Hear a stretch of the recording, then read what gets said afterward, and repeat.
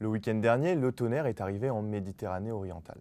Avec ses 70 lits et ses 2 blocs opératoires, ce porte-hélicoptère amphibie va déployer ses capacités hospitalières pour les habitants de Gaza. Il intervient parallèlement au renforcement de la présence occidentale en Méditerranée orientale depuis le début de la guerre entre Israël et le Hamas. Ici, Beyrouth fait le point sur les forces en présence dans ces eaux proches de Gaza. Le tonnerre est le 3e navire français déployé sur la zone.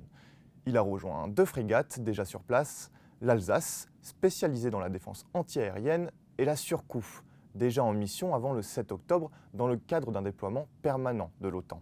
Outre-Manche, Rishi Sunak et son gouvernement ont décidé d'apporter leur soutien à Israël en dépêchant 3 hélicoptères, des avions de patrouille qui pourraient aider l'armée israélienne dans des vols de reconnaissance, mais surtout 2 navires de la Royal Navy sur ses bases militaires à Chypre. Si cela peut déjà sembler beaucoup, c'en n'en est rien à côté des Américains dont la présence dans la région a été également renforcée. Pour cela, l'oncle Sam a décidé de déployer 2 porte-avions, l'USS Gerald R. Ford, le plus grand porte-avions du monde, et l'USS Eisenhower.